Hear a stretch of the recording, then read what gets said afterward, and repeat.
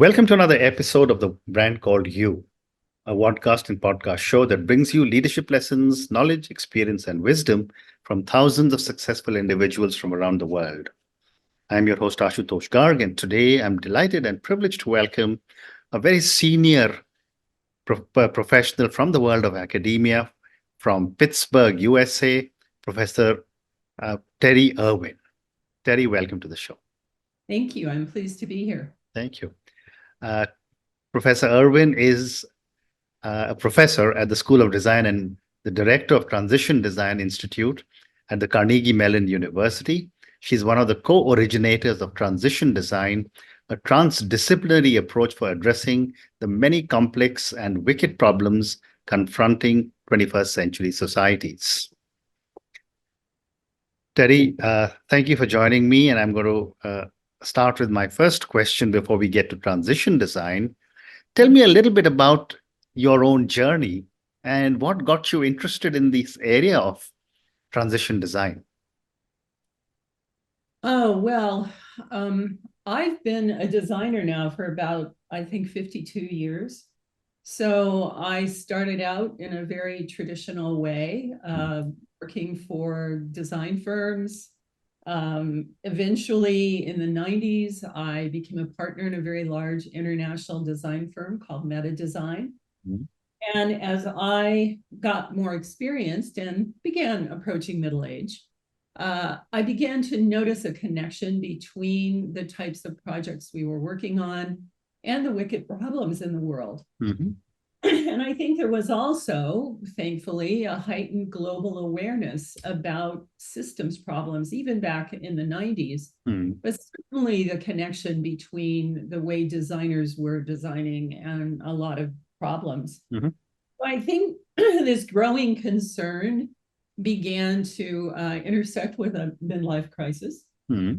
And so in the late 90s or 2000, I left my company and I thought, I'm either going to find something else to do, maybe I'll join the Corps, or I want to learn to design in a different way. Mm-hmm. And that led me to contact the physicist Fritjof Capra, because I had always read his books, and his latest at the time was The Web of Life. Mm-hmm. And he was gracious enough to have a conversation with me and suggested that I go study with him at this place called Schumacher College. Mm-hmm. And I was unemployed at the time, and I thought, yes, I'll do that. Mm-hmm. So in the summer of 2002, I journeyed to England to study at this place called Schumacher College that was founded by many people, but among them Satish Kumar, who was a very well-known ecologist, philosopher.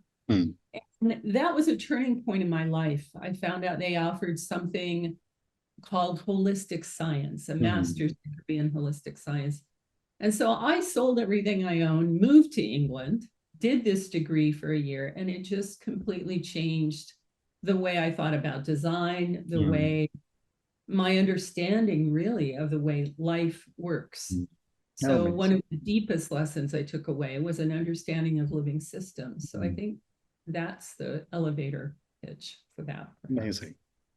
Thank you. And can you, for my viewers and listeners, help us understand what are some of the core principles of transition design? Well, transition design, it could be situated into the larger transition movement that's going on around the world. I think this meme of transitioning from where we are now and the ways in which we're living to better long-term futures is being taken up by activists, practitioners, researchers, educators around the world. We believed at Carnegie Mellon School of Design that we needed to integrate some of these ideas into our new curriculum redesign, and we called it transition design, which was actually a term that my collaborator and husband, Gideon Kossoff, proposed in his doctoral thesis. And Cameron Tonkinwise, our third co-creator, was with us at CMU at that time. And we began taking the idea that the wicked problems that are confronting us, 21st century societies, are interconnected and interdependent. And we propose that in addressing a single wicked problem, you're actually catalyzing systems level change because they're all interconnected.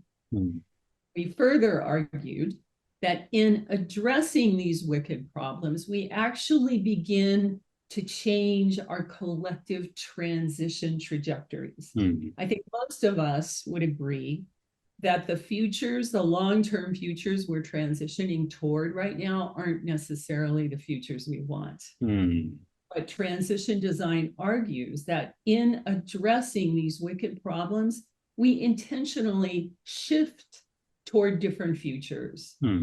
So we've developed an approach for understanding the different stakeholder groups, their oppositions, and their common ground that are connected to any wicked problem.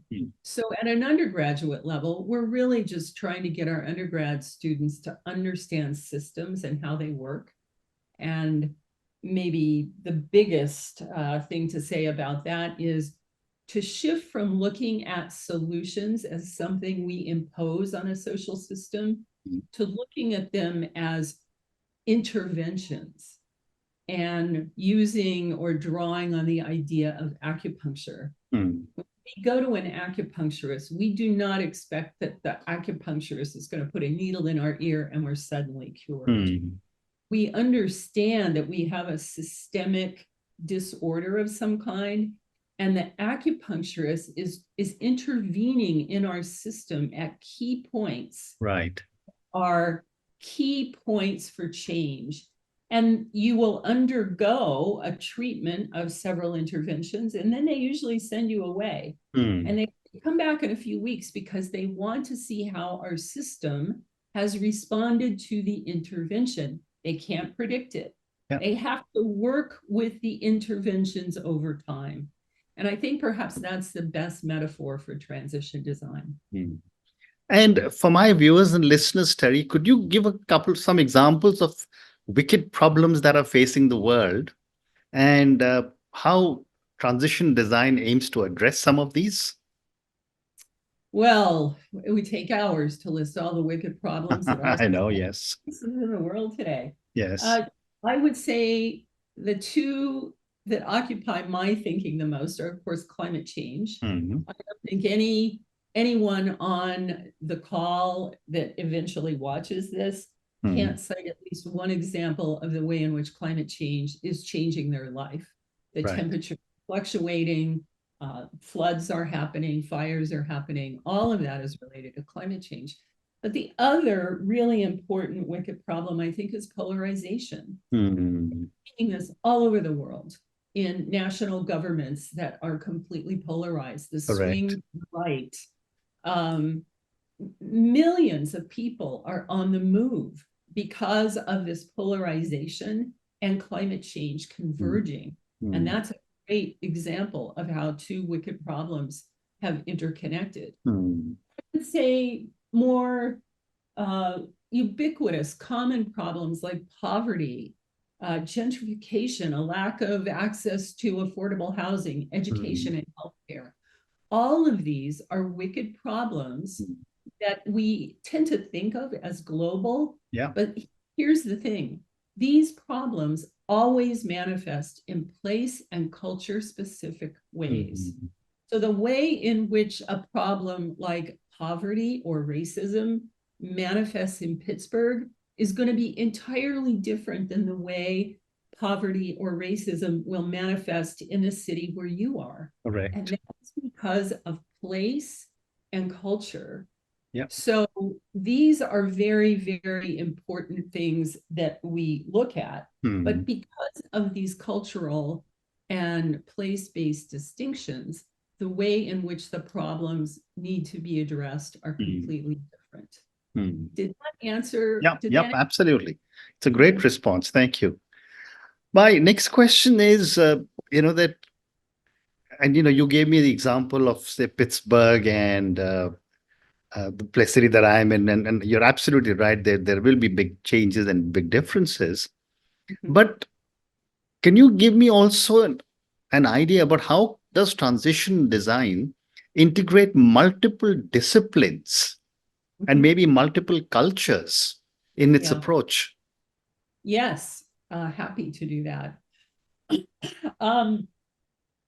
Transition design argues that because these wicked problems involve multiple stakeholders with conflicting agendas, and they manifest at multiple levels of scale, no single group of people or discipline can resolve a wicked problem. It takes experts of all kinds coming together with the stakeholders already in the system, and we call wicked problems systems in themselves.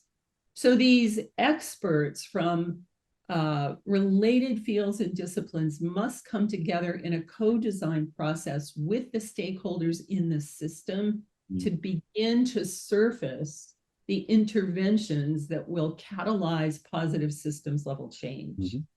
And we seek to create a multi-perspectival understanding of the problem by mapping the views of the problem from different stakeholder points of view. So the way in which we address issues of uneven power relations and inequity are to say, in a problem like poverty in Pittsburgh, who are all the myriad stakeholder groups connected to and affected by that problem? And that's a very important language distinction I just made there, because we tend to think of the people that are the most disadvantaged or the people that are most harmed by the wicked problem, and we often focus on them. When we fail to look at all the other stakeholder groups who hold power, who may be benefiting from the problem, they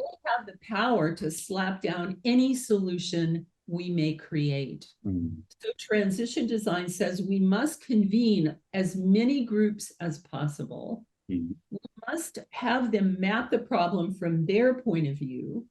We ask them, what are your biggest fears and hopes related to the problem? We ask them what the future, the long-term future would look like for their group if the problem were resolved. And then we ask them to think about the transition from a problematic present to their desired long-term future as if it were a trip that they were going to pack for that will last multiple decades. It took those wicked problems a long time to become wicked, and it's going to take a long time to resolve them. So we ask them, what do you need to stop doing? What do you need to start doing in order to transition toward that future you want? So once every group has given us their view of the problem and what they need to transition toward, we then aggregate them into a very large systems map. And this does a couple of things. When these are shared among stakeholders, the most important thing it does is it disabuses them of the hope that there is a single silver bullet solution to this very complex problem. And often stakeholders are arguing over that one solution. And all of a sudden they go, oh my God, of course there's one solution. So you can find solutions that are proposed by almost any group that would be of value. The other thing it does is it gives these diverse stakeholders a shared understanding of the problem. And usually, this is human nature, we just see it from our point of view and we think that's reality. But this expands everyone's idea of what the problem is. And many times when the powerful stakeholders read the statements of what the most disadvantaged group is experiencing from that problem, they're taken aback, and it begins to build bridges of empathy among these stakeholder groups. But the other thing we do when we're convening workshops, we'd like to do this in workshops whenever necessary, is we try to map the uneven power relations among the groups. And that's an important kind of preparatory step in trying to even the playing field, and that includes us. So if we were running a neighborhood workshop, as you might imagine, I'm not a Trump supporter. Mm. Many of the people on our street are. Mm-hmm. And so if we were going to convene a workshop, we would not want to make anyone feel unwelcome. We want to honor every worldview, every point of view, because we think understanding the oppositions is key. But here's the thing with this systems mapping process. You always run into many unexpected areas of agreement. That's what we call the low-hanging fruit in the system. Correct. Because when you can find areas where stakeholders unexpectedly agree, we call those zones of opportunity where you can begin working immediately and you will have broad stakeholder support. Amazing. Thank you. What a great response. My next question is that, do you see an interconnectedness between social, environmental, and economic issues? And how would transition design address some of these? Yeah, that's a great question. And the answer is yes, capital letters, yes. Okay. The first step in the transition design process borrows on a framework that's been used in business for years called the STEEP framework. What we do is we have each stakeholder group map their view of the problem within 5 different societal sectors. So they look at social issues, which involve how we think and what we do, which is the root of all problems. We look at infrastructural, technology, and scientific issues, because those are the issues that result in our material world and these material systems that are so resistant to change. We look at political issues, and we look at business and economic issues. And then last of all, we look at environmental issues. And those are issues that are not about humans. It's about how we humans are adversely affecting other species and the natural environment. So in a way, we get people thinking systemically about how this problem is manifesting in all of the societal sectors that will have to change if the problem is to be resolved. Do one more thing. Once we come up with an issue, and a really typical one is, okay, a new policy is proposed to maybe address the problem of polluted water in Pittsburgh. And you think, oh, it's a no-brainer. Who doesn't want clean water? Well, I'll tell you, the fracking companies upriver don't want that policy to be passed, because it's going to affect their profit in the business and economic sector. And the voters may not understand that this company has lots of money to spend on political lobbies back in the political sector. And voters may not vote for the policy because they are uninformed about it. So just in that triad I described in 3 sectors, one intervention might be to educate voters about the health dangers of the polluted water and what this proposed policy will achieve. You need to start interventions with politicians that go against the powerful lobby, but you can't forget what could be considered the bad actor. You have to understand what the needs of that company are that's causing them to continue to pollute the water that would even harm their own children in the long term, right? So that involves economic transitions for these companies that are currently continuing in this way. So developing this systemic understanding of the push-pull between issues in these different sectors we think is key. I actually have a diagram that explains this up on my academia.edu site for people that might be interested in looking further at that. Well said. And Terry, are there any ethical considerations in this whole process of transition design? Well, yes, it is not values agnostic. It is values driven. The proposition behind transition design is that 21st century societies must transition toward long-term futures that are more sustainable, equitable, and enjoyable, viable. Right. And that this involves all life on the planet. So it's not just about better futures for people. Our futures won't be better unless we consider the other members of the ecosystem, because our health and survival depends upon theirs. So it's very much an earth ethics driven approach, but I would say it is also an approach that honors a pluriversal way of being on the planet, to quote Turo Escobar. It honors all belief systems, but it asks how we can change the way we are living on the planet to stimulate living systems which are symbiotic, they are cooperative, and within living systems, waste equals food. So if we began to take up those principles for the way we design, the way we interact with each other, the way we live on the planet, is to me the essence of ethics in this lifetime. Well said. Terry, I have time for two more questions for you. My next question is, as the co-creator of this whole concept of transition design, how do you foresee the concept evolving in the next few years?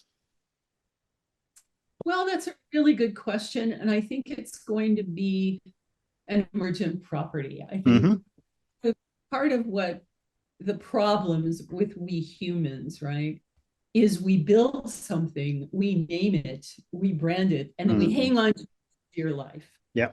And that kind of thinking is actually mechanistic, because we think, I built this thing, whether it's an organization or it's an approach, and if I do it correctly, it will run forever, like a machine, like a clock. I keep it oiled and just it's running.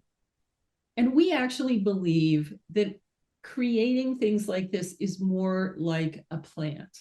So a plant puts up shoots, it grows, it spreads, it develops, and it flowers. And then what happens? Oh, it drops seeds and it dies.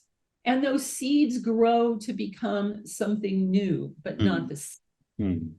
So I think we from the beginning have said we need to hold this very lightly. We intentionally call it an approach, not a process. There is no recipe for addressing wicked problems, because constantly changing. They manifest in place and culture-based ways. So we think transition design is more about adopting new knowledge sets, new skills and abilities, the knowledge of understanding complex, wicked problems and how systems work, and taking up postures of speculation and embracing certainty, and having the patience and tenacity to stay with a solutioning process over time. So we see that as our main objective, getting information about systems out there. Whether people call it transition design or not, I don't care very much. What I want new generations to understand is systems and how to connect the dots, because it's going to be up to them to solve so many of the problems that my generation created. Well said.